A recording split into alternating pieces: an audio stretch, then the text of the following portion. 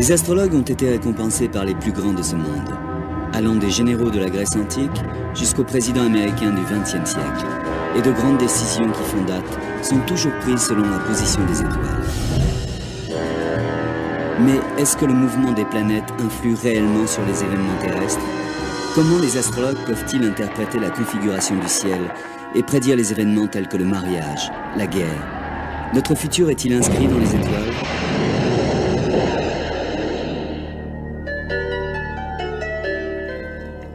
Au XVIIIe siècle, en Angleterre, il y avait deux hommes dont le passé ne pouvait pas être plus différent. L'un était un simple forgeron, l'autre, le roi George III d'Angleterre. En dépit de cela, leur vie était pleine de similitudes. Ils ont hérité de leur père dans le même mois, ils se sont mariés le même jour, ont eu le même nombre d'enfants, ont été malades au même moment et ont encouru les mêmes accidents. Même leurs morts ont été séparés de seulement quelques heures.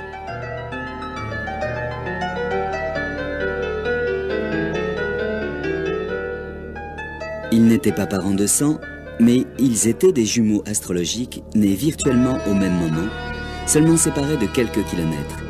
Et leurs horoscopes étaient identiques. D'après les croyances astrologiques, la similitude des modèles de leur vie était prévisible.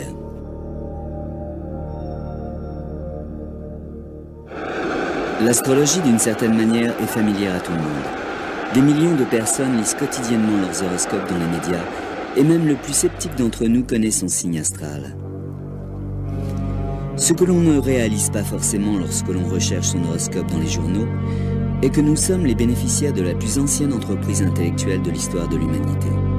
Connue sous le nom de reine des sciences, l'astrologie est notre plus ambitieuse tentation de combiner la science à la philosophie pour obtenir une explication de la destinée. L'astrologie est aussi vieille que les premiers écrits de l'histoire.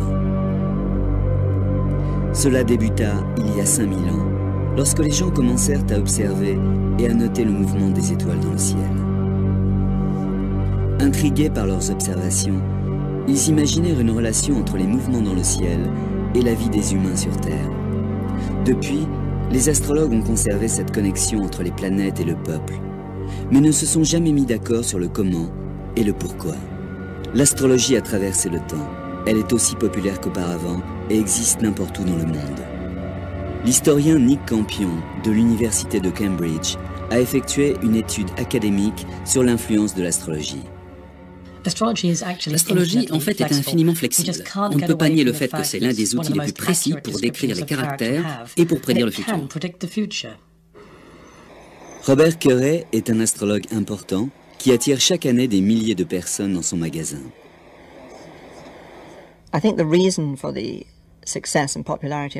Je pense que le succès et la popularité de l'astrologie sont dus au fait que c'est une vérité. C'est quelque chose de fondamental. Je pense que l'astrologie provient de quelque chose de supérieur, c'est une part de l'univers. Il m'arrive, lorsque je fais des thèmes astrologiques en consultation, d'avoir des frissons dans le dos parce que les gens diront des choses étrangement vraies, en accord avec les thèmes. Pour la plupart des gens, lire un horoscope est un acte bref, une prédiction impersonnelle dans un journal ou à la télévision. Shelley Van Stunkel est consultante astrologue et écrit des horoscopes dans des journaux anglais et américains. Ces articles sont faits pour donner à chacun d'entre nous une chance de penser à la journée à venir. C'est un peu comme une page météo pour une part spécifique du pays. Mais ces horoscopes se basent sur les signes du zodiaque, appelés aussi les signes du soleil. Zodiaque est le nom donné à une constellation dans le ciel, à travers laquelle le soleil, la lune et les planètes passent. Les Romains ont comparé le mouvement des planètes en toile de fond à une course de chariot. Le soleil, la lune et les planètes sont le chariot, et les constellations sont la piste de course.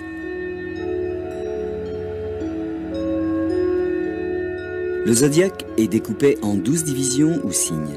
Chaque personne née durant les 30 jours, durant lesquels le soleil traverse la division, appartient à ce signe. Et les astrologues croient que les gens seront influencés par ces caractéristiques. Les prévisions du soleil sont très générales. Néanmoins, les horoscopes dans les journaux connaissent un large suivi. Erin Sullivan, écrivain et formatrice en astrologie, a aussi rempli quelques colonnes dans des quotidiens. Les signes du soleil dans les journaux intéressent des millions de personnes, et c'est souvent pourquoi les gens les achètent. Certaines personnes qui rédigent ces colonnes ont un terrible succès, ils sont très forts. Ils ont un vocabulaire excellent, ils sont capables de très bien modeler le symbolisme. Vous en trouverez qui sont vraiment très bons et d'autres qui sont absolument ridicules. Un véritable horoscope est bien plus qu'une simple description du signe du soleil. C'est un thème astrologique décrivant les influences astrologiques propres à chaque individu. Le graphique est projeté par un astrologue et est appelé un thème natal. Ceci est un plan des positions des planètes à votre naissance. Et c'est la seule carte qui vous définit. Et de cette information, un astrologue peut connaître votre potentiel, quel type de personne vous êtes, le type d'expérience que vous pouvez avoir dans votre vie, et comment vous pouvez appréhender certaines difficultés dans votre vie. Les astrologues disent que le thème natal peut révéler si la personne est ouverte, anxieuse, si elle aime la musique, la technique, si elle est émotive, et peut vous indiquer probablement votre type de profession.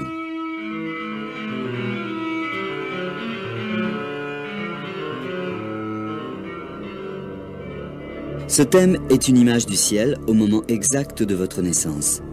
Les motifs dans les cieux peuvent changer en moins de 4 minutes.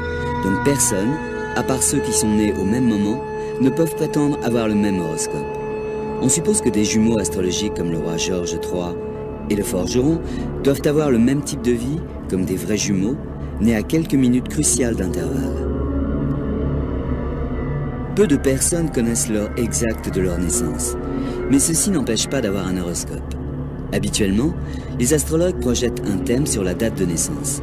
Mais il y a une étape plus longue, appelée rectification, qui permet aux astrologues de travailler à reculons depuis les événements de votre vie jusqu'à l'heure probable de votre naissance. Quiconque connaît sa date de naissance peut se rendre chez un astrologue et faire son horoscope. Ce n'est pas plus différent que d'aller voir n'importe quel consultant, mis à part que vous devez fournir votre date de naissance, le lieu et l'heure. Normalement, avant même le rendez-vous, l'astrologue aura calculé un thème, un horoscope. Le thème natal peut être dressé pour n'importe quoi ayant une date de naissance.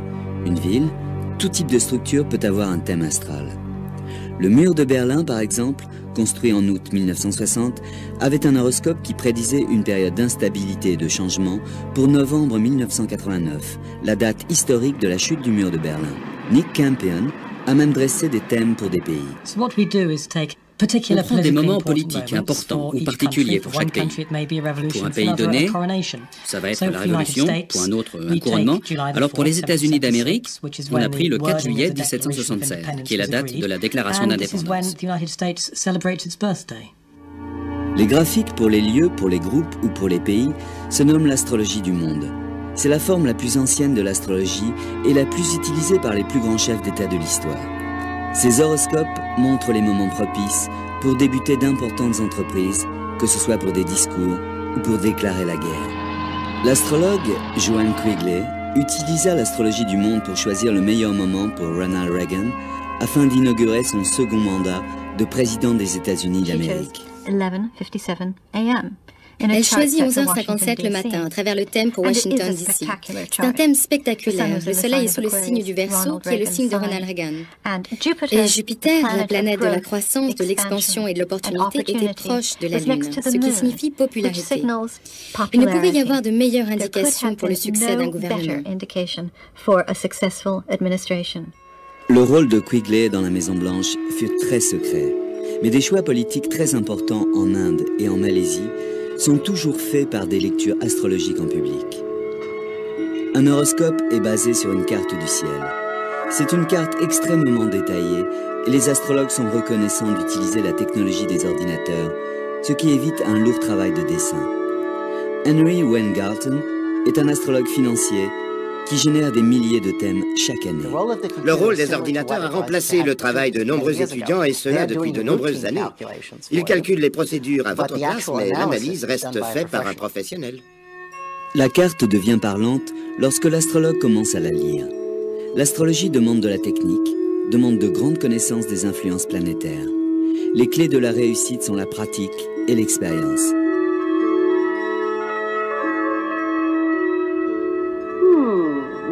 Your love life's not very satisfactory. Les astrologues ne prétendent pas qu'un horoscope prédit totalement le futur. Ils disent que les étoiles ne sont pas catégoriques. Elles expriment une tendance. Donc, aucun horoscope ne va déclarer que tel accident va survenir, seulement qu'à un certain moment, un accident est possible. Les astrologues ont pour but de fournir à leurs clients des informations supplémentaires pour les aider à choisir sans restriction. De nombreuses personnes pensent que la lecture d'un horoscope provoque la réflexion et pousse la concentration sur les issues. Ça les aide à prendre des décisions. Comment l'analyse d'une carte du ciel peut-elle influencer les décisions des gens sur Terre? La réponse réside dans la croyance de l'astrologie et l'influence des planètes. Une croyance qui naquit il y a 5000 ans. 3000 ans avant Jésus-Christ, l'astrologie naquit parmi les anciennes civilisations de Mésopotamie, aujourd'hui représentées sur le territoire de l'Irak. Dans une région appelée Babylone, les premiers astrologues se posèrent sur leur petite colline, Ziggurat, d'une centaine de mètres d'altitude, pour observer les étoiles. Ils se mirent à observer que les corps célestes, les planètes, semblaient suivre des chemins étranges, se croisant parfois à de grande vitesse, parfois au ralenti, et même parfois à reculons.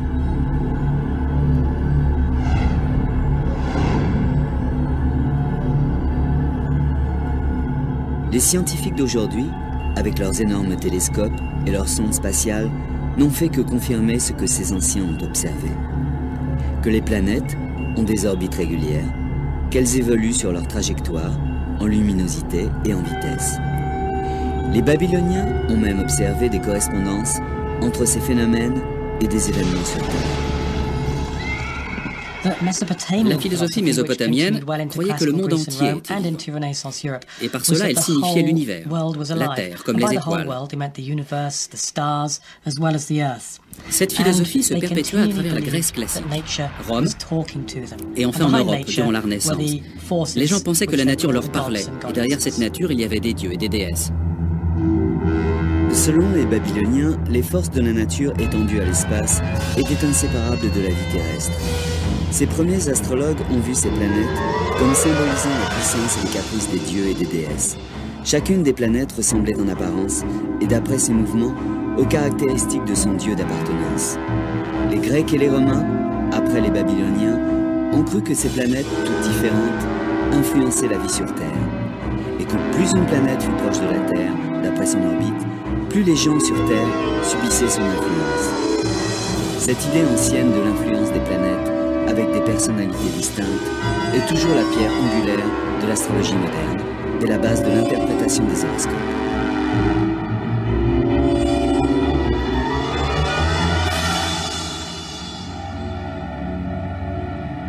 La fonction principale d'un horoscope est d'enregistrer la position des planètes pour évaluer leur influence. Ce thème, l'horoscope de John Fitzgerald Kennedy, est sténographié et développé par les astrologues à travers les siècles. Malgré le peu d'évolution dans le temps de cette sténographie, le mécanisme de dessin des thèmes a été transformé par les ordinateurs. Mais les astrologues continuent à apprendre les techniques traditionnelles en utilisant les tableaux astrologiques.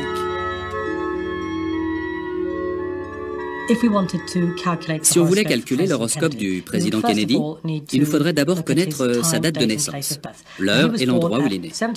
Il est né le 29 mai 1917 à Brooklyn, Massachusetts, à 3h17 l'après-midi. La première étape est de calculer l'heure au niveau du méridien de Greenwich. La raison est plutôt simple, toutes les planètes sont calculées à partir de l'heure GMT. Maintenant, nous pouvons utiliser le tableau des maisons pour ajuster et alors observer son signe ascendant qui est Balance. Le signe ascendant est le signe montant dans l'horizon Est, à votre naissance. D'après les traditions astrologiques, le signe montant ou ascendant est aussi important pour définir votre horoscope et votre caractère que l'est le signe du Soleil. Pour le thème du président Kennedy, son signe montant est la Balance. On le note attentivement à gauche et on remplit le reste des signes du zodiaque autour du cercle jusqu'au signe de la Vierge.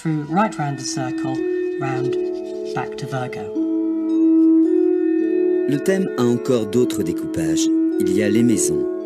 Elles se réfèrent à des zones pratiques de la vie humaine, comme la famille, l'argent, le voyage et le travail.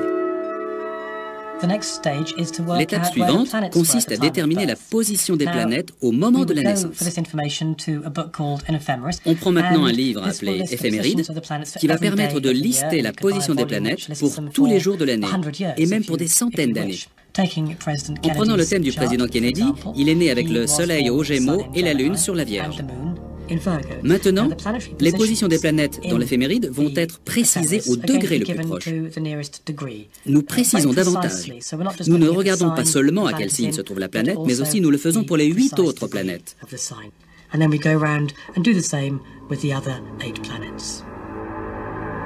Une fois les planètes enregistrées sur la carte, on peut commencer l'interprétation. L'astrologue doit connaître les influences identifiées pour chaque planète. Pour le thème de Kennedy, les planètes les plus significatives sont Jupiter, la planète des dirigeants et du succès, Mercure, la planète de l'esprit et de la communication, Mars, la planète de la guerre, Vénus, la planète de l'amour, et Pluton, la planète de la mort et de la foi. L'influence des planètes les unes sur les autres peut être aussi importante que leur effet individuel. Un groupement puissant est une des clés du thème de Kennedy. Il est intéressant de voir qu'il avait une très importante conjonction de planètes autour du Taureau. Une conjonction signifie un lien très étroit, en dessous de 8 degrés, avec le signe. Et il a Jupiter, qui est la planète de l'optimisme et de la croissance. Mercure, qui est la planète qui a dirigé son processus mental, ses idées. Et la planète Mars, qui est la planète de la colère et de l'agression, et qui indique la guerre en politique. Le Taureau est un signe qui est très persévérant et têtu, et ne s'écarte pas de ses objectifs. Il trouve une voie et ne l'abandonne pas. Je pense que c'est cet alignement particulier qui indique son succès devant l'Union soviétique à Berlin et à Cuba. En regardant le thème de manière littérale, Mars, dans le temps ancien, dominait avec des arcs et des flèches. Bien sûr, aujourd'hui, il faut voir des missiles. Les angles entre les planètes sont très importants, ou les aspects d'un point de vue astrologique. L'étape d'interprétation qui suit consiste à regarder les aspects des planètes. Les aspects sont des distances précises entre les planètes. Certaines sont difficiles et d'autres plus faciles. En regardant le thème de Kennedy, on voit que la Lune décrit 2 aspects difficiles. Un vers Vénus et un vers le Soleil. Entre la Lune et Vénus, cela est très difficile émotionnellement. Et ça peut représenter la profonde attirance qu'il a eue pour Jackie d'une part comme femme et mère de ses enfants, et son désir d'avoir des relations avec d'autres femmes.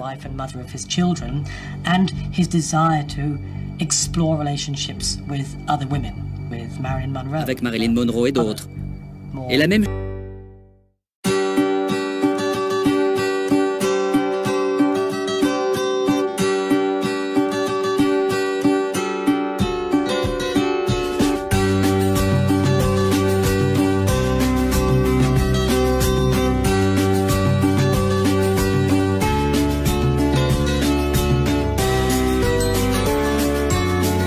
chose se serait passée entre la Lune et le Soleil, ce qui représente le divorce ou une cassure dans le mariage. Et si Kennedy était vivant aujourd'hui, nous aurions vu sa relation avec Jackie en pleine débâcle publique. Comme nous le savons, c'était déjà le cas, mais en privé. Si nous regardons Pluton, à travers le thème de Kennedy, alors dans la mythologie ancienne, Pluton était le maître du monde souterrain. Dans l'astrologie moderne, c'est une planète qui représente la fin, en l'occurrence la fin de la vie. Maintenant, il est troublant de remarquer que lorsque Kennedy est né, Pluton était exactement au-dessus de Dallas. Voilà comment calculer et interpréter un thème. Aujourd'hui, n'importe quel ordinateur peut faire le calcul, mais rien ne peut remplacer les interprétations des astrologues.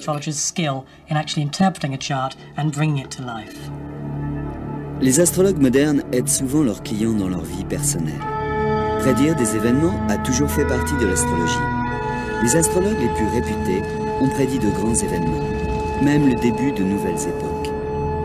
Il y a à peu près 2000 ans, un petit groupe d'astrologues perses ont observé un événement inhabituel dans les cieux. Ils ont découvert que cela avait été prédit par le philosophe astrologue Zoroaster et qu'il annonçait la naissance d'un nouveau roi. Les astrologues se sont mis en quête, cherchant l'heure et le lieu de naissance de ce nouveau roi, observé par les astres. Mais lorsqu'ils sont arrivés à destination, ils ont trouvé seulement un bébé dans une étable. Les astrologues étaient les rois mages et le bébé était Jésus. L'astronome, le docteur Percy Seymour, a étudié le ciel dans la configuration de la naissance du Christ pour y découvrir ce qui a conduit les rois mages à leur conclusion historique.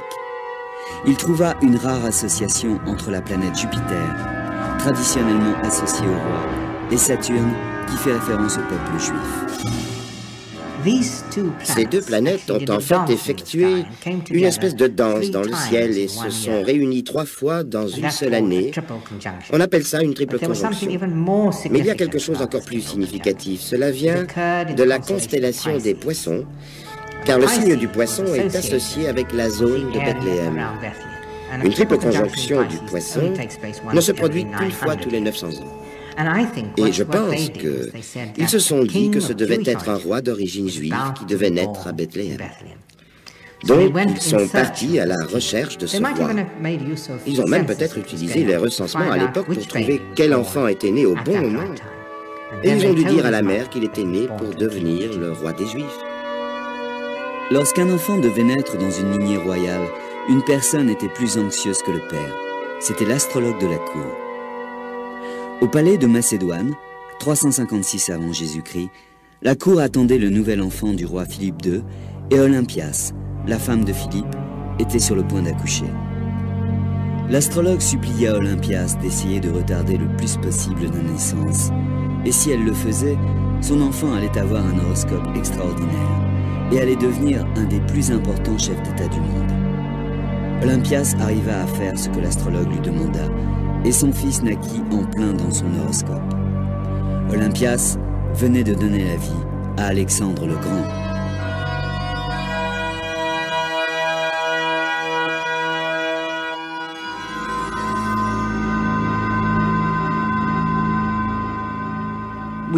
On a passé d'interminables moments à le regarder.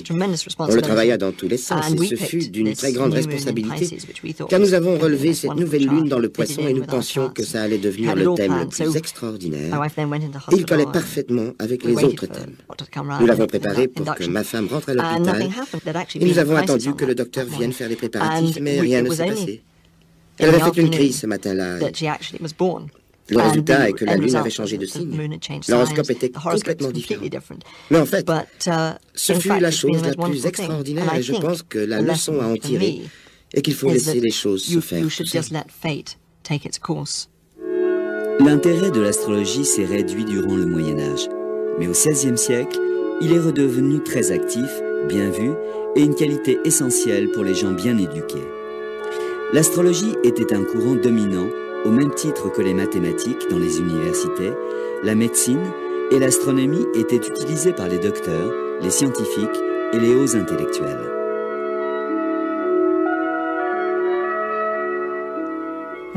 L'un des astrologues les plus connus de toute l'histoire de l'astrologie était John Dee, qui était l'astrologue privé de la reine Élisabeth Ier d'Angleterre.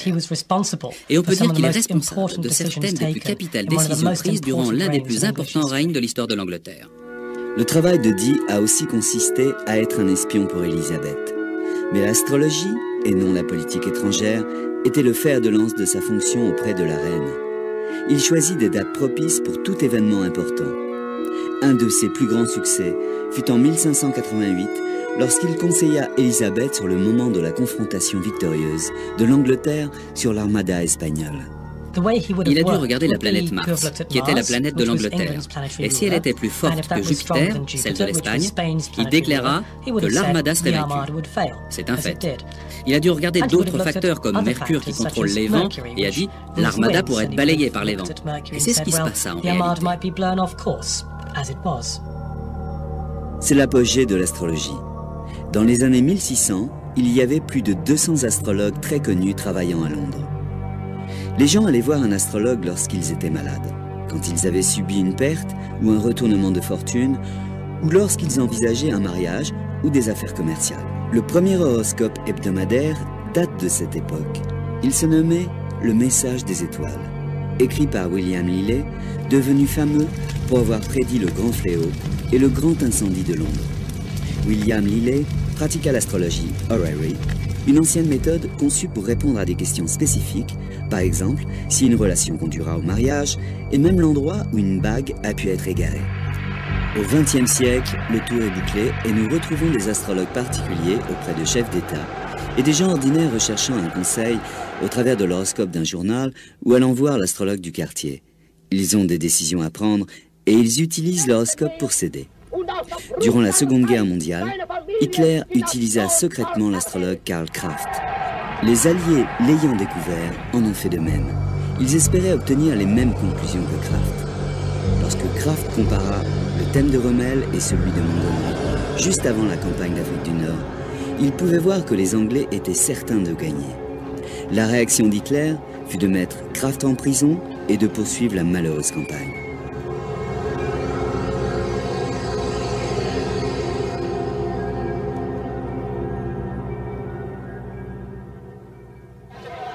Le président Ronald Reagan était plus enclin de suivre les conseils de son astrologue Joanne Quigley. Son premier succès fut de prédire l'attentat sur la vie de Reagan. Après cela, elle fut impliquée dans toutes les décisions majeures et mineures de la présidence.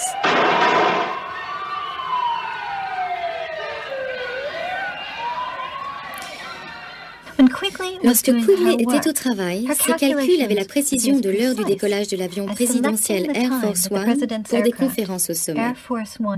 Et le message allait et venait de Quigley au bureau du président sans cesse jusqu'à l'obtention exacte de l'heure du décollage de l'avion pour tel ou tel rendez-vous au sommet. Et il s'exécutait.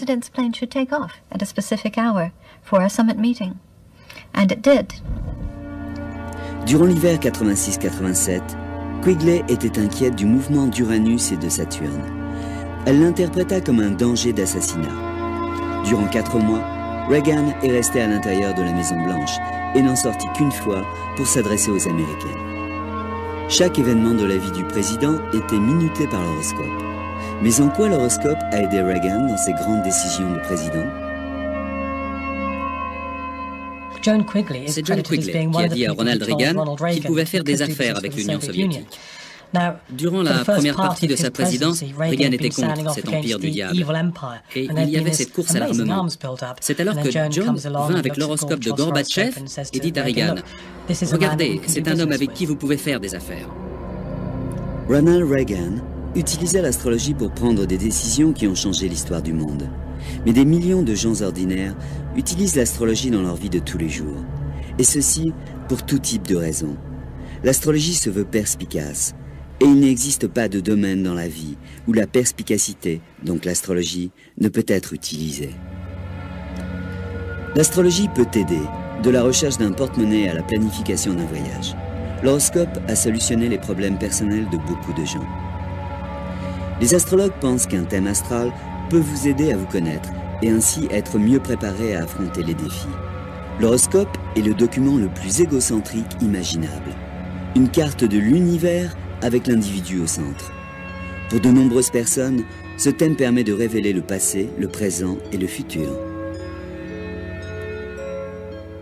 Diana a utilisé l'astrologie assez souvent, et autant que l'on puisse dire, avec succès. Elle est née avec le soleil au cancer, qui représente l'attention, la compassion, le côté émotionnel de son caractère, mais aussi son côté timide et réservé. Les astrologues expliquent mieux la personnalité de la princesse Diana à travers son thème astral. Son thème est l'image de son enfance, et la lune opposée à Uranus indique une enfance tumultueuse. En effet, sa mère est partie soudainement alors qu'elle était encore une enfant, et elle héritait d'une belle-mère pas tout à fait aimée très peu de temps après. Cette position de la Lune sur Uranus dans son thème explique sa tendance à réagir soudainement, attitude qu'elle avait encore adulte.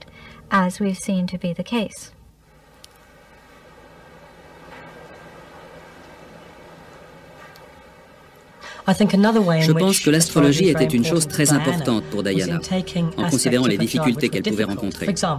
Par exemple, je pense à la Lune, dans le signe du Verseau, au milieu de Vénus, qui est très difficile émotionnellement et cause de grandes tensions.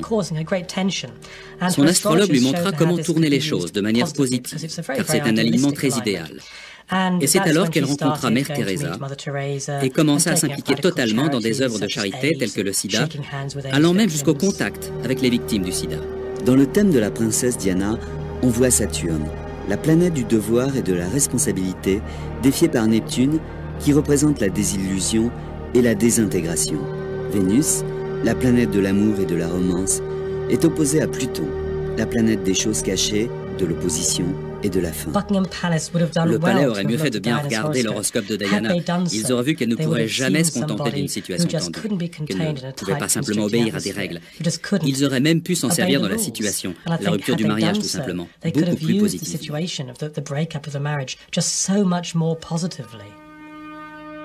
Mais est-ce qu'une comparaison des horoscopes de la princesse et du prince aurait pu éviter le désastre du mariage? Peu d'astrologues pensent qu'il est possible de prédire le bonheur de deux personnes, mais tous pensent que cela aurait pu annoncer les problèmes. Le thème du prince Charles montre Vénus à côté de Neptune, qui indique une idéalisation de la femme, en particulier sa mère. Un aperçu du thème de la princesse Margaret montre un dénouement malheureux dans les relations amoureuses. Il montre Vénus attendant l'amour, opposée à Saturne, la planète des devoirs, laissant prévoir la crise durant laquelle elle abandonna l'amour de sa vie, un divorcé pour éviter un scandale. L'astrologie est souvent utilisée pour le mariage. C'est une des raisons les plus fréquentes pour laquelle on consulte. Les questions se concentrent souvent sur les chances de succès des relations entre deux personnes. Des astrologues, comme Eugénie Dizerio de New York, se sont spécialisés dans cette branche.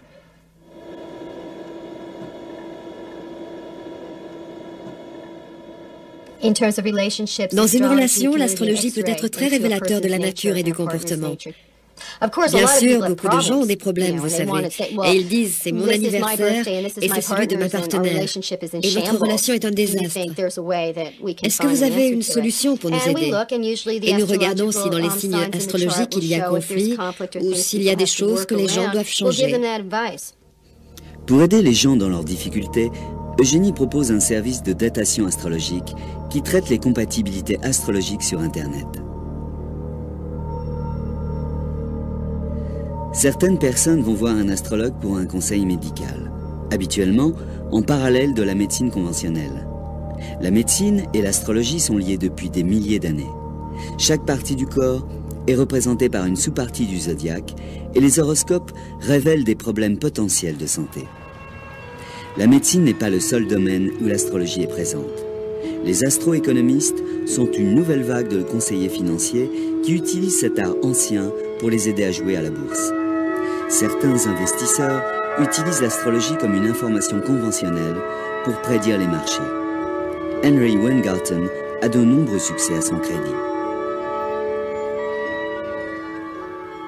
Nous avons des preuves que ça fonctionne. J'ai prédit la chute du marché de Tokyo il y a 2 ans et demi, à 2 jours près. À Wall Street, les gens sont très intéressés. Est-ce que ça marche? Quelle est la pertinence de l'information? Combien d'argent je peux gagner? Ce ne sont pas des prédictions directes. Chaque décision se base sur une douzaine d'autres. Il arrive que des centaines de thèmes soient interprétés et collectés par l'astrologue. Je commence d'abord à décider dans quelle partie du monde je veux investir, regardant l'horoscope d'un pays donné et l'horoscope d'une monnaie donnée. Ensuite, je regarde l'horoscope de la bourse, le marché sur lequel nous souhaitons investir, et finalement le stock lui-même. De nombreuses surprises dans les marchés sont prévisibles par l'astrologie, comme la guerre dans le Golfe, qui était quelque chose que nous avions anticipé. L'horoscope des affaires semble fonctionner de la même manière que l'horoscope sur les gens. Ils indiquent les influences, les probabilités d'évolution, nous guident en quelque sorte plutôt que de nous dicter.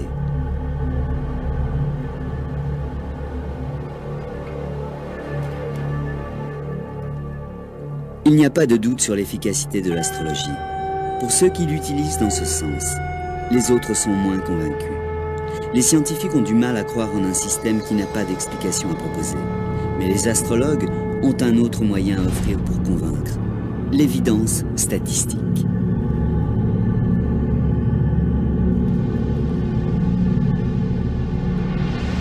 L'intérêt populaire de l'astrologie est une énigme pour les scientifiques du XXe siècle, qui la voient comme une superstition retardée.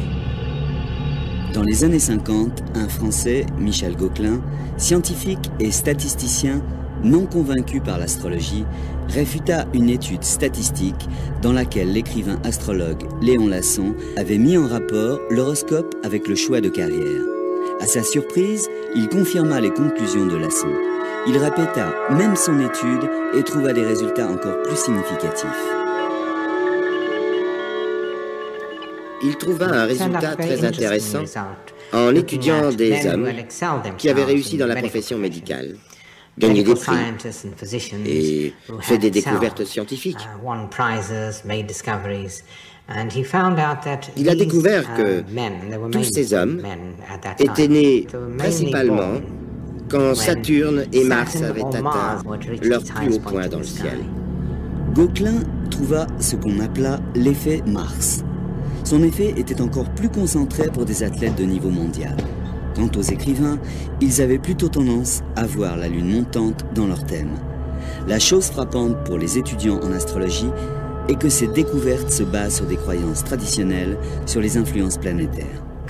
Les découvertes de Gauquelin proposent un étayage des croyances venues du monde ancien, disant que les rois sont nés, tandis que Jupiter est à son apogée. Et c'est pour cela que Jupiter devint la planète des rois. Malgré le travail scientifique rigoureux de Gauquelin, les journaux scientifiques étaient réticents à la publication. Quoi qu'il en soit, Gauquelin fit une autre découverte statistique. Certains aspects de l'astrologie sont héréditaires. Ce n'est pas vrai pour les signes du zodiaque, mais cela se confirme pour l'influence des planètes. Il a été capable de démontrer que si Mars était en ascension lors de la naissance du père ou de la mère, alors l'enfant aussi était susceptible de naître pendant la montée de Mars. L'évidence, même avec des statistiques à l'appui, ne permet pas de faire changer les opinions des scientifiques. La parapsychologue Susan Blackmore a besoin de plus de preuves. La plupart des astrologues vous diront qu'il y a une relation entre l'heure, le lieu de votre naissance et votre personnalité. Alors faites mon expérience favorite. Prenez une douzaine de personnes et fournissez à un astrologue toutes les informations qu'il souhaite. Fournissez-lui également les lieux, dates et heures, et voyez s'il peut les accorder avec les personnes. De nombreuses expériences montrent que les astrologues ne le peuvent pas. Une expérience similaire a révélé dans des tests psychologiques que la personnalité correspond plus au signe du soleil que l'horoscope natal complet.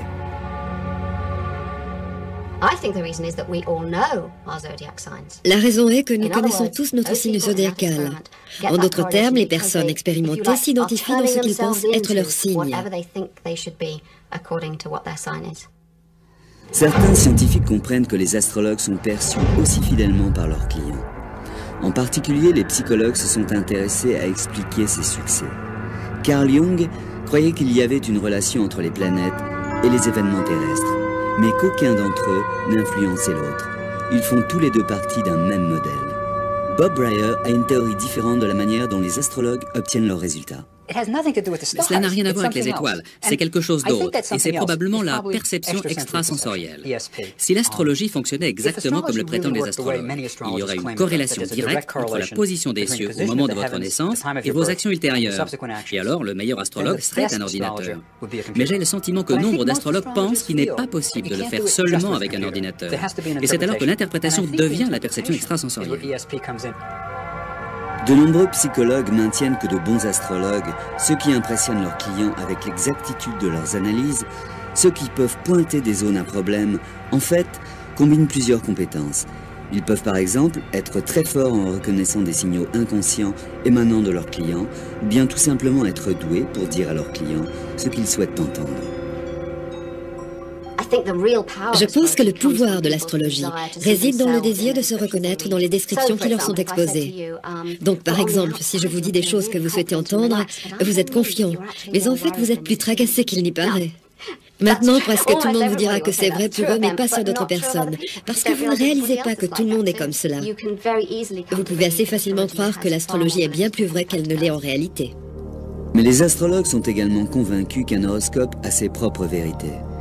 Leur position est que de bons astrologues obtiennent des résultats parce qu'ils sont expérimentés dans la lecture des thèmes. On m'a demandé de faire un thème en cadeau pour un homme, quelqu'un que je n'avais jamais rencontré. Ayant l'heure de sa naissance, la date et le lieu, je fis donc une cassette pour lui et lui envoya par la poste, et n'y pensai plus. Jusqu'à ce que je reçoive un coup de téléphone de sa femme. Elle me dit que la cassette lui permit de comprendre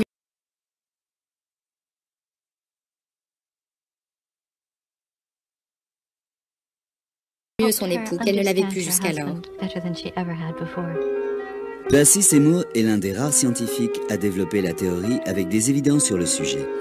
Il a cherché à expliquer Gobelin, démontrant une relation entre la position des planètes et la vie des individus. La théorie de Seymour est qu'il existe un magnétisme entre les planètes et les sens humains. Le mécanisme n'est pas très clair, mais nous savons déjà que le Soleil et la Lune influent sur la Terre. La pleine Lune, par exemple, a longtemps été associée à des changements dans le comportement humain. Et les phases lunaires sont précisément liées à la marée montante et descendante. Les animaux sont capables de répondre aux effets de la Lune. Les huîtres, par exemple, s'ouvrent et se ferment à des heures précises. On a pensé que c'était une explication liée au phénomène des marées. Mais les biologistes ont découvert que même dans des bassins clos, les huîtres continuaient leur rythme lunaire d'ouverture et de fermeture. Lorsque les huîtres sont transportées plusieurs milliers de kilomètres de la côte, elles modifient leur rythme au rythme lunaire de leur nouveau domicile. D'une façon comme d'une autre, dans leur bassin coupé de lumière, elles peuvent détecter et répondre aux phases de la Lune. L'activité sur la surface du Soleil influe directement sur notre atmosphère. Les éruptions solaires, tempêtes magnétiques du Soleil, ne font qu'accroître les interférences radio et perturbent le comportement humain. Les accidents de la route se multiplient jusqu'à 4 fois lors de ces turbulences. Les scientifiques admettent que les animaux et les humains peuvent détecter des signaux de voisins proches et puissants comme le Soleil et la Lune. Mais, et concernant les planètes qui sont nettement plus éloignées de la Terre, Percy Seymour a une théorie pour l'influence des planètes. Nous savons tous que le Soleil et la Lune ont des influences sur la Terre. Comment les planètes peuvent entrer dans ce scénario? Comment peuvent-elles jouer un rôle alors qu'elles sont si éloignées de nous? Et leur éloignement provoque sur nous une si petite influence. Je pense que c'est là que le Soleil intervient. Le Soleil peut influencer les faibles forces des planètes et ces infimes forces peuvent être amplifiées par le champ magnétique du Soleil, de sorte que le Soleil peut perturber sous forme de violents orages, par exemple. Ceci affecte le champ magnétique de la Terre et puisque ce champ magnétique terrestre influe sur une grande variété d'organismes, il peut également influencer l'espèce humaine. L'idée de Seymour est que le système nerveux humain et animal réagit comme des capteurs pour détecter les vibrations du champ terrestre. Une symphonie complexe, orchestrée par le système solaire, constamment en mouvement. Les premiers signaux sont gravés dans notre système nerveux encore vierge, avant même que l'on vienne au monde. Je pense que durant les 9 mois de grossesse, lorsque le fœtus est toujours dans l'utérus, il développe un système de capteurs aériens, qui est le système nerveux, qui assimile les tons, les mélodies, des musiques magnétiques provenant du système solaire. À la naissance, la majeure partie des informations nous viendra de ces 5 sens. Mais il se peut que dans sa vie à venir, l'individu enregistre les thèmes et les mélodies de la symphonie qu'il entendait lorsqu'il était dans l'utérus, et il sera prédisposé à réagir d'une certaine manière. Le débat continue, mais tandis que les scientifiques discutent, les astrologues sont encore plus populaires que durant les 3 derniers siècles. Nous ne savons toujours pas encore s'il existe des bases scientifiques pour l'astrologie, mais durant des siècles, le même message a émergé encore et encore. Les planètes font partie du même système solaire que la Terre, et d'une façon comme d'une autre, leur influence est ressentie dans la vie des humains.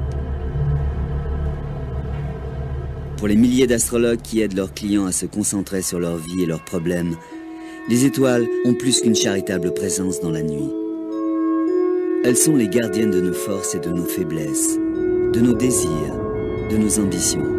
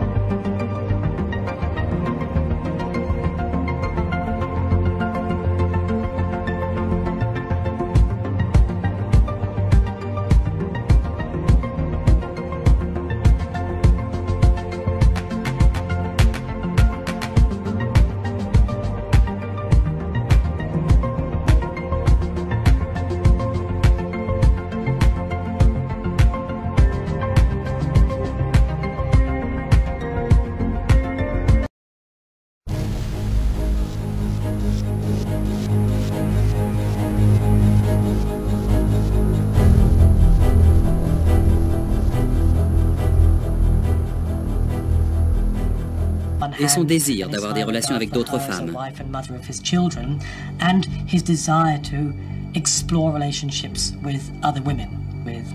Avec Marilyn Monroe et d'autres. Et la même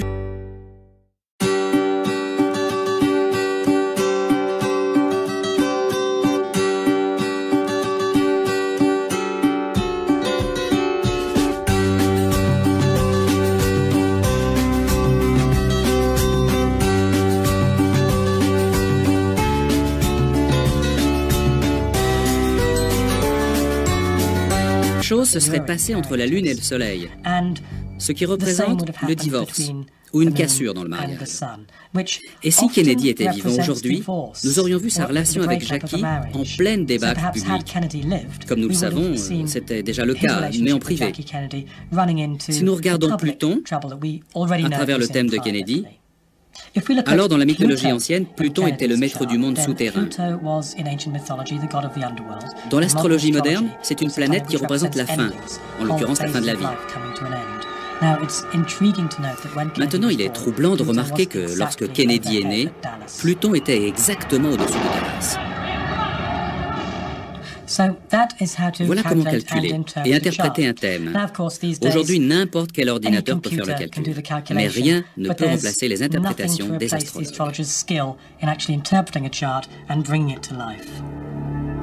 Les astrologues modernes aident souvent leurs clients dans leur vie personnelle. Prédire des événements a toujours fait partie de l'astrologie.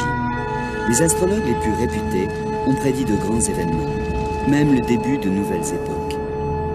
Il y a à peu près 2000 ans, un petit groupe d'astrologues perses ont observé un événement inhabituel dans les cieux. Ils ont découvert que cela avait été prédit par le philosophe astrologue Zoroaster et qu'il annonçait la naissance d'un nouveau roi.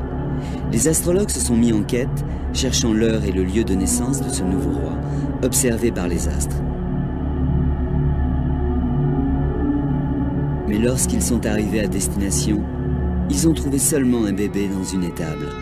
Les astrologues étaient les rois mages et le bébé était Jésus.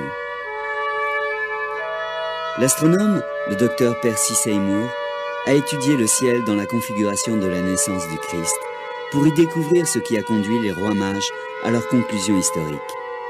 Il trouva une rare association entre la planète Jupiter, traditionnellement associée au roi, et Saturne, qui fait référence au peuple juif.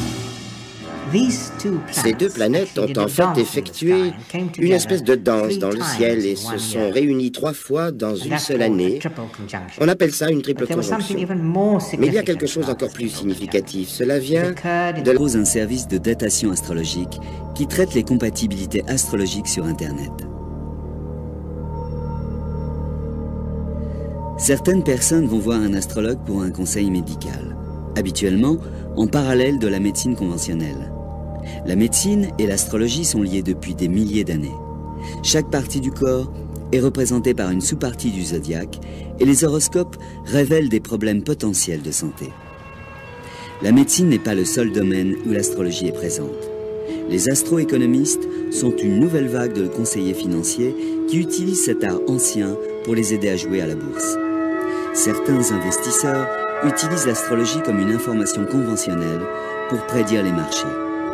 Henry Weingarten a de nombreux succès à son crédit. Nous avons des preuves que ça fonctionne. J'ai prédit la chute du marché de Tokyo il y a 2 ans et demi, à 2 jours près. À Wall Street, les gens sont très intéressés. Est-ce que ça marche? Quelle est la pertinence de l'information? Combien d'argent je peux gagner? Ce ne sont pas des prédictions directes. Chaque décision se base sur une douzaine d'autres. Il arrive que des centaines de thèmes soient interprétés et collectés par l'astrologue. Je commence d'abord à décider dans quelle partie du monde je veux investir, regardant l'horoscope d'un pays donné et l'horoscope d'une monnaie donnée. Ensuite, je regarde l'horoscope de la bourse, le marché sur lequel nous souhaitons investir, et finalement le stock lui-même. De nombreuses surprises dans les marchés sont prévisibles par l'astrologie, comme la guerre dans le Golfe, qui était quelque chose que nous avions anticipé. L'horoscope des affaires semble fonctionner de la même manière que l'horoscope sur les gens. Ils indiquent les influences, les probabilités d'évolution, nous guident en quelque sorte plutôt que de nous dicter.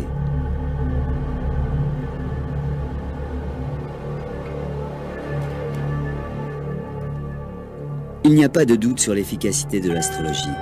Pour ceux qui l'utilisent dans ce sens, les autres sont moins convaincus. Les scientifiques ont du mal à croire en un système qui n'a pas d'explication à proposer. Mais les astrologues ont un autre moyen à offrir pour convaincre. L'évidence statistique.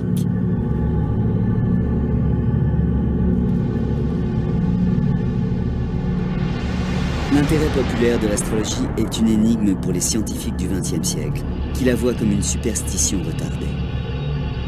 Dans les années 50, un Français, Michel Gauquelin, scientifique et statisticien non convaincu par l'astrologie, réfuta une étude statistique dans laquelle l'écrivain astrologue Léon Lasson avait mis en rapport l'horoscope avec le choix de carrière.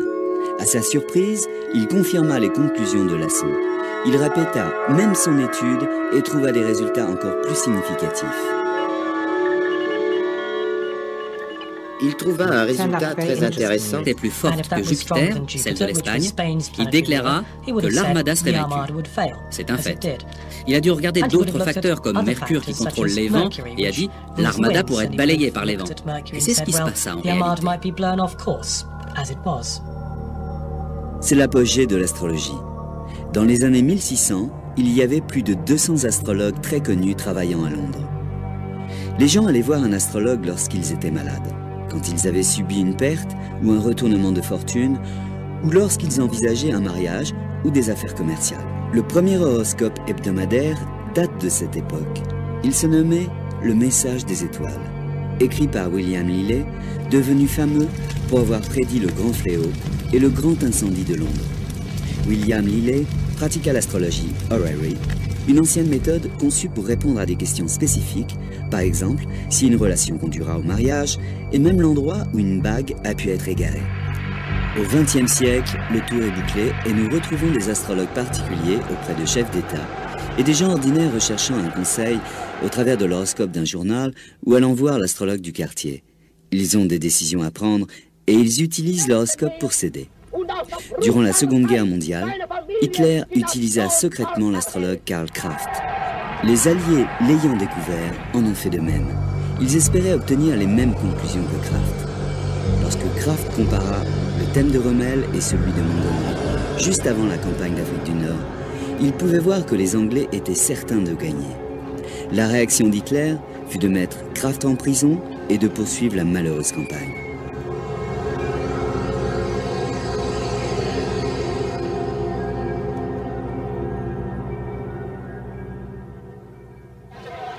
Le président Ronald Reagan était plus enclin de suivre les conseils de son astrologue Johann Quigley.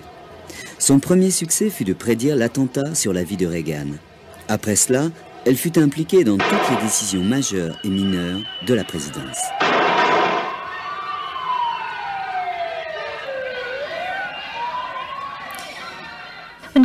Lorsque Quigley était au travail, ses calculs avaient la précision de l'heure du décollage de l'avion présidentiel Air Force One pour des conférences au sommet.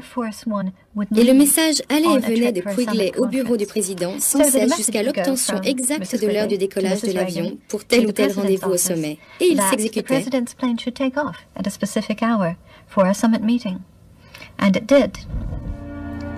Durant l'hiver 86-87, Quigley était inquiète du mouvement d'Uranus et de Saturne. Elle l'interpréta comme un danger d'assassinat. Durant 4 mois, Reagan est resté à l'intérieur de la Maison-Blanche et n'en sortit qu'une fois pour s'adresser aux Américains. Chaque événement de la vie du président projette un thème sur la date de naissance. Mais il y a une étape plus longue, appelée rectification, qui permet aux astrologues de travailler à reculons depuis les événements de votre vie jusqu'à l'heure probable de votre naissance. Quiconque connaît sa date de naissance peut se rendre chez un astrologue et faire son horoscope. Ce n'est pas plus différent que d'aller voir n'importe quel consultant, mis à part que vous devez fournir votre date de naissance, le lieu et l'heure. Normalement, avant même le rendez-vous, l'astrologue aura calculé un thème, un horoscope.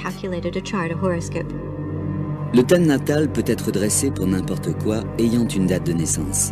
Une ville, tout type de structure peut avoir un thème astral. Le mur de Berlin, par exemple, construit en août 1960, avait un horoscope qui prédisait une période d'instabilité et de changement pour novembre 1989, la date historique de la chute du mur de Berlin. Nick Campion a même dressé des thèmes pour des pays. On prend des moments politiques importants ou particuliers pour chaque pays. Pour un pays donné, ça va être la Révolution, pour un autre, un couronnement. Alors pour les États-Unis d'Amérique, on a pris le 4 juillet 1776, qui est la date de la déclaration d'indépendance. Les graphiques pour les lieux, pour les groupes ou pour les pays se nomment l'astrologie du monde. C'est la forme la plus ancienne de l'astrologie et la plus utilisée par les plus grands chefs d'État de l'histoire. Ces horoscopes montrent les moments propices pour débuter d'importantes entreprises, que ce soit pour des discours ou pour déclarer la guerre. L'astrologue Joanne Quigley utilisa l'astrologie du monde pour choisir le meilleur moment pour Ronald Reagan afin d'inaugurer son second mandat de président des États-Unis d'Amérique. Elle choisit 11h57 le matin à travers le thème pour Washington, D.C. C'est un thème spectaculaire. Le Soleil est sous le signe du Verseau, qui est le signe de Ronald Reagan. Et Jupiter, la planète de la croissance, de l'expansion et de l'opportunité, était proche de la Lune, ce qui signifie popularité. Il ne pouvait y avoir de meilleure indication pour le succès d'un gouvernement. Le rôle de Quigley dans la Maison-Blanche fut très secret, mais des choix politiques très importants en Inde et en Malaisie sont toujours faits par des lectures astrologiques en public. Un horoscope est basé sur une carte du ciel. C'est une carte extrêmement détaillée et les astrologues sont reconnaissants d'utiliser la technologie des ordinateurs, ce qui évite un lourd travail de dessin. Henry Weingarten est un astrologue financier qui génère des milliers de thèmes chaque année. Le rôle des ordinateurs a remplacé le travail de nombreux étudiants, et cela depuis de nombreuses années. Ils calculent les procédures à votre place, mais l'analyse reste faite par un professionnel. La carte devient parlante lorsque l'astrologue commence à la lire.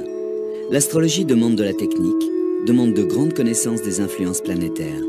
Les clés de la réussite sont la pratique et l'expérience. Alors pour les États-Unis d'Amérique, on a pris le 4 juillet 1776, qui est la date de la déclaration d'indépendance. Les graphiques pour les lieux, pour les groupes ou pour les pays se nomment l'astrologie du monde. C'est la forme la plus ancienne de l'astrologie et la plus utilisée par les plus grands chefs d'État de l'histoire. Ces horoscopes montrent les moments propices pour débuter d'importantes entreprises, que ce soit pour des discours ou pour déclarer la guerre. L'astrologue Joanne Quigley utilisa l'astrologie du monde pour choisir le meilleur moment pour Ronald Reagan afin d'inaugurer son second mandat de président des États-Unis d'Amérique. Elle choisit 11h57 le matin à travers le thème pour Washington, D.C. C'est un thème spectaculaire. Le Soleil est sous le signe du Verseau, qui est le signe de Ronald Reagan. Et Jupiter, la planète de la croissance, de l'expansion et de l'opportunité, était proche de la Lune, ce qui signifie popularité. Il ne pouvait y avoir de meilleure indication pour le succès d'un gouvernement. Le rôle de Quigley dans la Maison-Blanche fut très secret, mais des choix politiques très importants en Inde et en Malaisie sont toujours faits par des lectures astrologiques en public. Un horoscope est basé sur une carte du ciel. C'est une carte extrêmement détaillée et les astrologues sont reconnaissants d'utiliser la technologie des ordinateurs, ce qui évite un lourd travail de dessin. Henry Weingarten est un astrologue financier qui génère des milliers de thèmes chaque année. Le rôle des ordinateurs a remplacé le travail de nombreux étudiants, et cela depuis de nombreuses années. Ils calculent les procédures à votre place, mais l'analyse reste faite par un professionnel. La carte devient parlante lorsque l'astrologue commence à la lire. L'astrologie demande de la technique, demande de grandes connaissances des influences planétaires. Les clés de la réussite sont la pratique et l'expérience.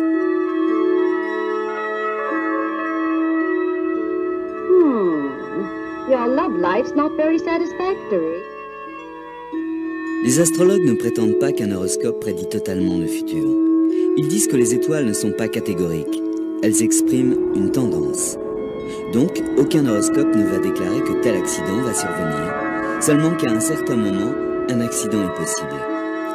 Les astrologues ont pour but de fournir à leurs clients des informations supplémentaires pour les aider à choisir sans restriction.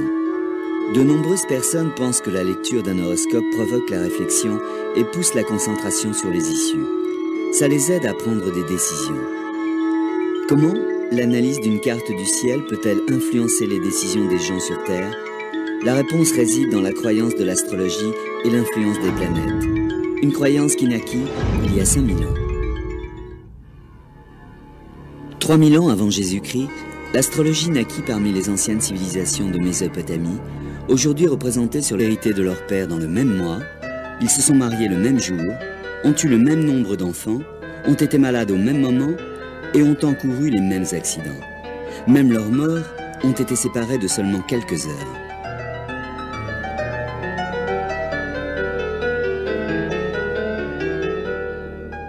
Ils n'étaient pas parents de sang, mais ils étaient des jumeaux astrologiques nés virtuellement au même moment, seulement séparés de quelques kilomètres. Et leurs horoscopes étaient identiques.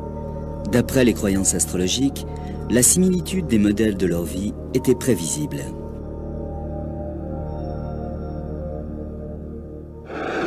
L'astrologie, d'une certaine manière, est familière à tout le monde. Des millions de personnes lisent quotidiennement leurs horoscopes dans les médias, et même le plus sceptique d'entre nous connaît son signe astral. Ce que l'on ne réalise pas forcément lorsque l'on recherche son horoscope dans les journaux est que nous sommes les bénéficiaires de la plus ancienne entreprise intellectuelle de l'histoire de l'humanité. Connue sous le nom de reine des sciences, l'astrologie est notre plus ambitieuse tentation de combiner la science à la philosophie pour obtenir une explication de la destinée. L'astrologie est aussi vieille que les premiers écrits de l'histoire.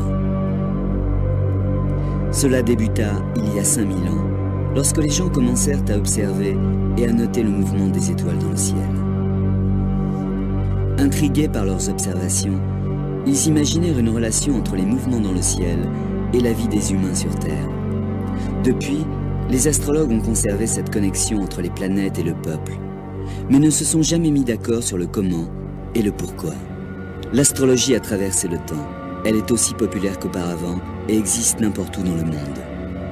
L'historien Nick Campion de l'université de Cambridge a effectué une étude académique sur l'influence de l'astrologie. L'astrologie, en fait, est infiniment flexible. On ne peut pas nier le fait que c'est l'un des outils les plus précis pour décrire les caractères et pour prédire le futur. Robert Curray est un astrologue important qui attire chaque année des milliers de personnes dans son magasin.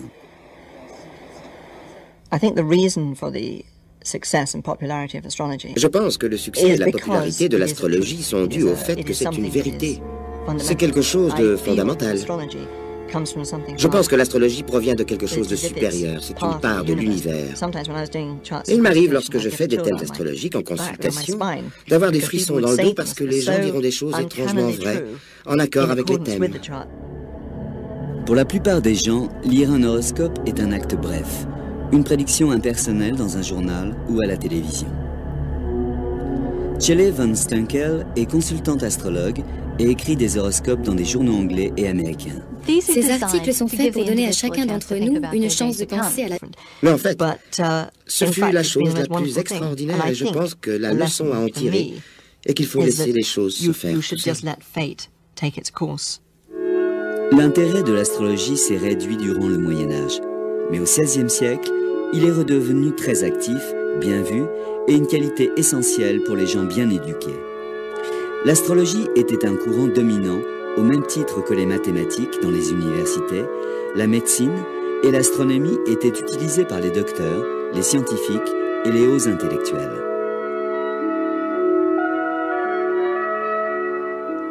L'un des astrologues les plus connus de toute l'histoire de l'astrologie était John Dee, qui était l'astrologue privé de la reine Élisabeth Ier d'Angleterre. Et on peut dire qu'il est responsable de certaines des plus capitales décisions prises durant l'un des plus importants règnes de l'histoire de l'Angleterre. Le travail de Dee a aussi consisté à être un espion pour Élisabeth.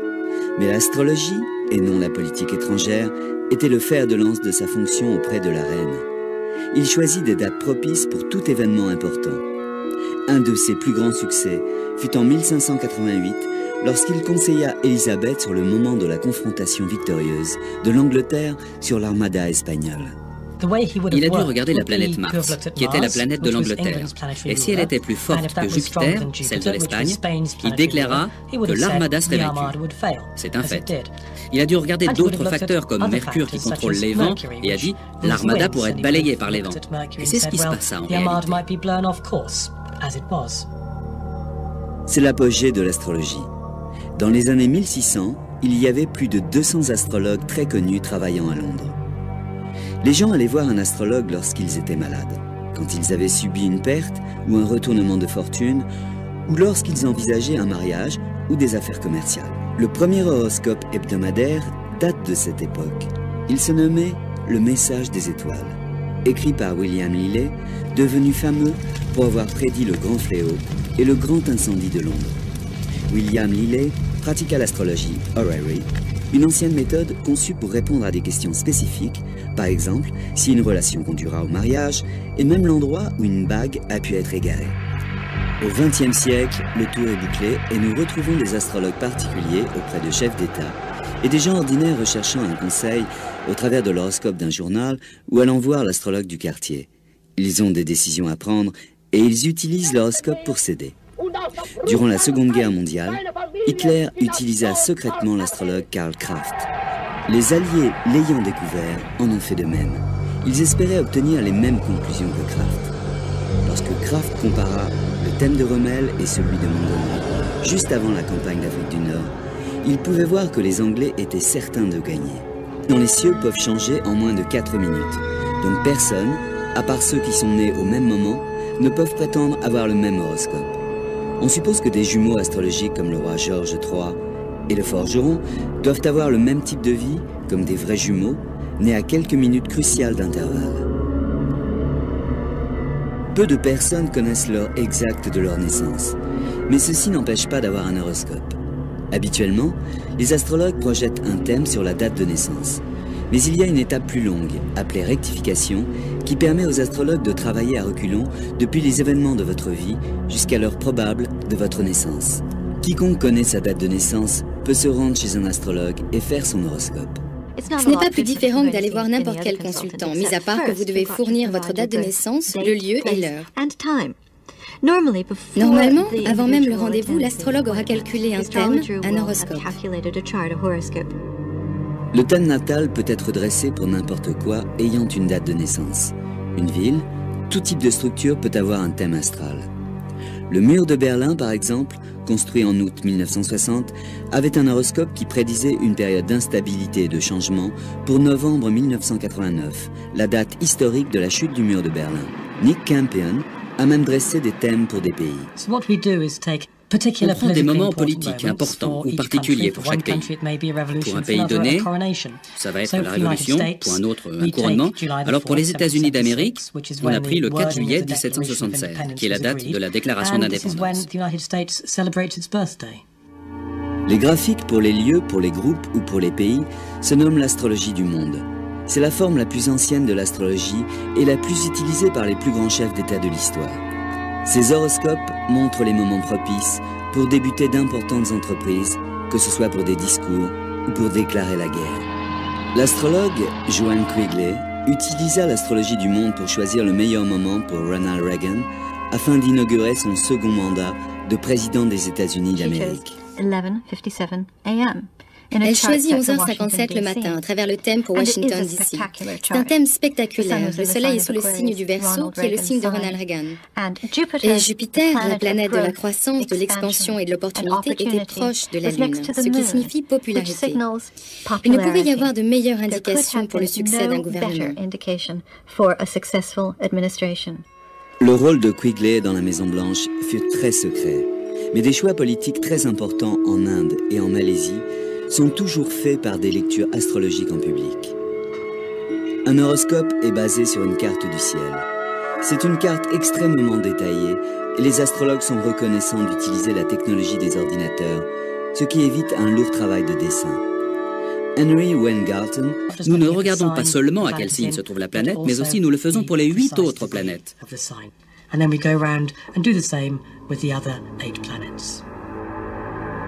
Une fois les planètes enregistrées sur la carte, on peut commencer l'interprétation. L'astrologue doit connaître les influences identifiées pour chaque planète.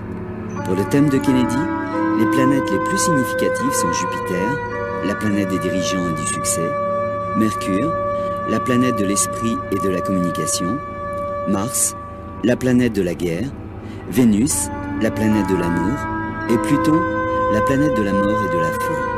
L'influence des planètes les unes sur les autres peut être aussi importante que leur effet individuel. Un groupement puissant est une des clés du thème de Kennedy. Il est intéressant de voir qu'il avait une très importante conjonction de planètes autour du Taureau. Une conjonction signifie un lien très étroit, en dessous de 8 degrés, avec le signe. Et il a Jupiter, qui est la planète de l'optimisme et de la croissance. Mercure, qui est la planète qui a dirigé son processus mental, ses idées. Et la planète Mars, qui est la planète de la colère et de l'agression, et qui indique la guerre en politique. Le Taureau est un signe qui est très persévérant et têtu, et ne s'écarte pas de ses objectifs. Il trouve une voie et n'abandonne pas. Je pense que c'est cet alignement particulier qui indique son succès devant l'Union soviétique à Berlin et à Cuba. En regardant le thème de manière littérale, Mars, dans le temps ancien, dominait avec des arcs et des flèches. Bien sûr, aujourd'hui, il faut voir des missiles. Les angles entre les planètes sont très importants, ou les aspects d'un point de vue astrologique. L'étape d'interprétation qui suit consiste à regarder les aspects des planètes. Les aspects sont des distances précises entre les planètes. Certaines sont difficiles et d'autres plus faciles.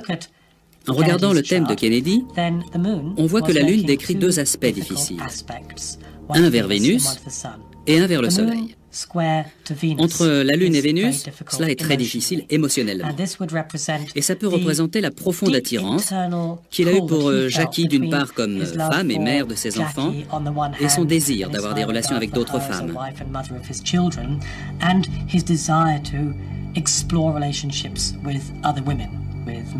Avec Marilyn Monroe et d'autres. Et la même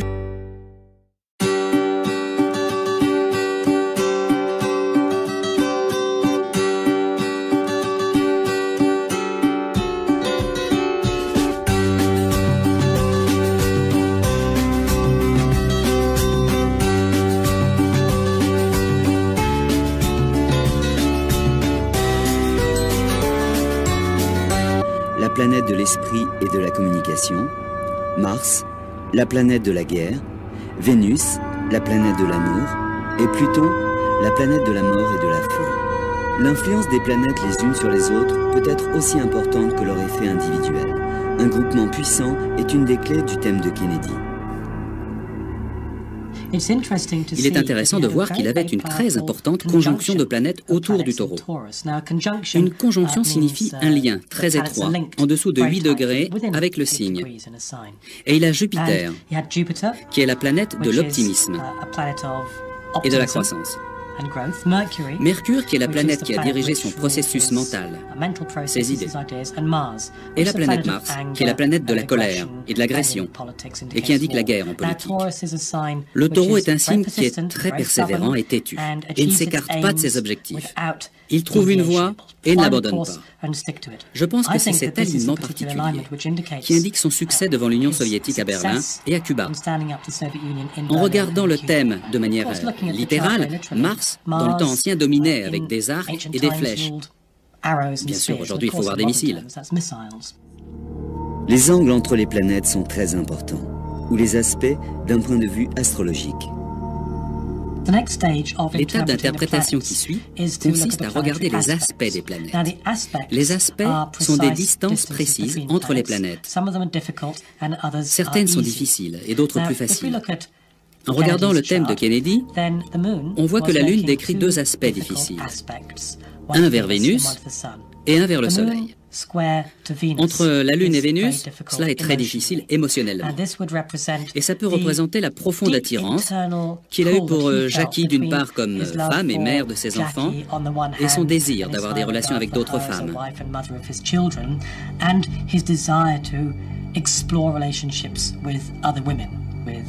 Avec Marilyn Monroe et d'autres. Et la même